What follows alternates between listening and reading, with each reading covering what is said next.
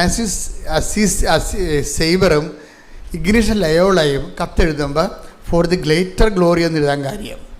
Glory നമുക്ക് ചെയ്യാനുള്ള കാര്യങ്ങളെല്ലാം ഗ്രേറ്റർ ഗ്ലോറിയിലേക്കാണ് പോകുന്നത്. സ്വതവേ മഹത്വമുള്ള ദൈവത്തിൻ്റെ വാക്കുകൾ നമ്മൾ ഏറ്റെടുത്തിട്ട് ദൈവത്തിൻ്റെ മഹത്വം ഉണ്ടാകും. അത് തന്നെയാണ് ആ 3 വശവും കിടക്കുന്നത്. പക്ഷെ ആ പ്രാർത്ഥന ഈശോ പ്രാർത്ഥിച്ചപ്പോൾ പെട്ടെന്ന് മിന്നൽ പിണർ പോലെ തന്നെ അതിന് മറുപടി ഉണ്ടായി. കാര്യം അത്രയും പെർഫെക്റ്റാണ് ആ പ്രാർത്ഥന. നമ്മൾ പ്രാർത്ഥിച്ചാൽ അത്രയും പെട്ടെന്ന് സ്പീഡപ്പ് ആകണമെന്ന് നിർബന്ധമില്ല. ഇപ്പോൾ പറഞ്ഞ മനസ്സിലായില്ലേ? ഈശോ പ്രാർത്ഥിച്ച ആ പ്രാർത്ഥന തന്നെ സ്വർഗ്ഗസ്ഥനായ പിതാവ് തന്നെ ഈശോ പ്രാർത്ഥിച്ച സമയമുണ്ട്. യോഹന്നാന്റെ സുവിശേഷം 12:28 പിതാവേ അങ്ങയുടെ നാമത്തെ മഹത്വപ്പെടുത്തണമേ. എന്നെ സ്വർഗ്ഗസ്ഥനായ പിതാവേ അങ്ങയുടെ നാമം, അതാണ് ഈ പറയണത്. മനസ്സിലായില്ലേ? ഈശോയുടെ ജീവിതത്തിൽ ഒരു പ്രശ്നം ഉണ്ടായപ്പോഴും ഈശോ ശിഷ്യന്മാരെ താൻ പഠിപ്പിച്ച പ്രാർത്ഥന തന്നെയാണ് ഈശോ സ്വന്തമായിട്ട് പ്രാർത്ഥിച്ചിരിക്കണത്. പിടിയിട്ടില്ലേ? ആ പ്രാർത്ഥന കറക്റ്റാണ്, പെർഫെക്റ്റാണത്. എന്താണ് 12:28?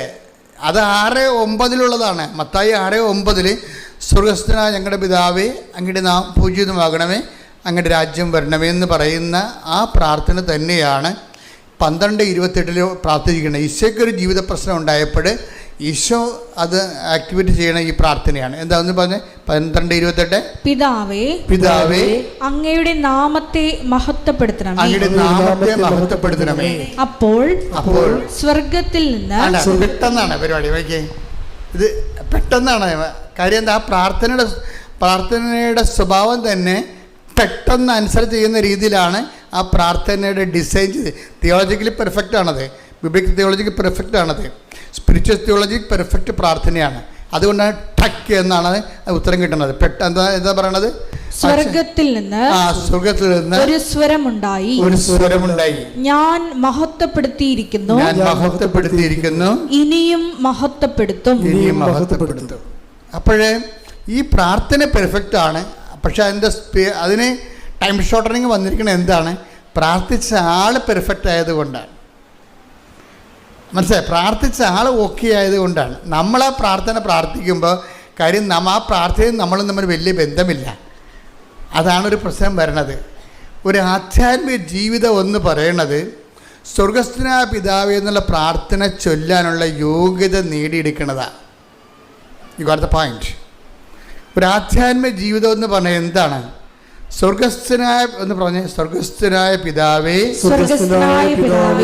എന്നുള്ള പ്രാർത്ഥന ചൊല്ലുവാനുള്ള യോഗ്യത നേടുന്നതാണ്, അതിനുള്ള പരിശ്രമമാണ് ആധ്യാത്മിക ജീവിതം. അപ്പോഴേ നമ്മളിങ്ങനെ ഓരോ ദിവസം ചൊല്ലും തോറും നമ്മൾ ദൈവത്തോട് പ്രാർത്ഥിക്കണ എന്താണ്? കർത്താവേ, വെടിപ്പായിട്ട് പെട്ടെന്ന് ഇടിവെട്ട് പോലെ സ്വർഗ്ഗസ്ഥനായ പിതാവിൻ്റെ പ്രാർത്ഥന ചൊല്ലിയാൽ ദൈവത്തെ വെളിപ്പുറത്ത് നിർത്താൻ പറ്റുന്ന രീതിയിൽ എൻ്റെ ജീവിതത്തെ പുനഃക്രമീകരിക്കണമേ. അപ്പം ജീവിതം ഈ കാര്യത്തിൽ ഈശോയുടെ ഗുണമെന്ന് പറയുന്നത് നന്മ വന്നാലും തിന്മ വന്നാലും ഈശോ നന്മയായിട്ട് മാത്രമേ കണക്കാക്കത്തുള്ളൂ. അതാണ് ഈശോയുടെ ഒരു സമീപനം. നന്മ വന്നാലും തിന്മ വന്നാലും കേൾക്കണത് നന്മയാണ്. ഇപ്പം ജപ്തി നടപടി, അല്ലെങ്കിൽ നിങ്ങളുടെ ജോലി പോയി, അല്ലെങ്കിൽ നിങ്ങൾക്കെതിരെ കേസ് വന്നു, നന്മ വന്നാലും ഇപ്പം നിങ്ങൾക്കെതിരെ ജപ്തി എൻ്റെ തമ്പുരാന്തർത്താവ് തമ്പ തലേ കൈ വെക്കും അല്ലേ? നമ്മുടെ ഫസ്റ്റ് ബോഡി ലാംഗ്വേജ് എന്താണ്? തലേ കൈ വെച്ചുകൊണ്ട്. ഈശോയുടെ രീതി എന്ന് പറയണത് നന്മ വന്നാലും തിന്മ വന്നാലും ഈശോയ്ക്ക് ഒരേ നിലപാട് മാത്രമേ ഉള്ളൂ. നന്മ വന്നാലും തിന്മ വന്നാലും ഈശോയ്ക്ക് നന്മയായിട്ടേ കണക്കാക്കത്തുള്ളൂ. അതൊരു നിലപാടാണ്. സ്വർഗ്ഗസ്ഥനായ പിതാവ് എന്ന പ്രാർത്ഥന ചെയ്യാനുള്ള ആദ്യ മനോഭാവം ഇതാണ്. എന്താണ്?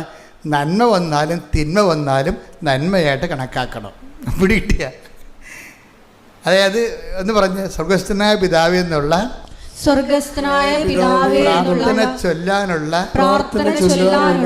യോഗ്യതയായ നന്മ വന്നാലും തിന്മ വന്നാലും നന്മയായിട്ട് കണക്കാക്കാനുള്ള ആധ്യാത്മിക വളർച്ചയിലേക്ക് എന്നെ ഉയർത്തണമേ. ശ്രദ്ധിക്കട്ടെ. ഹല്ലേലൂയ.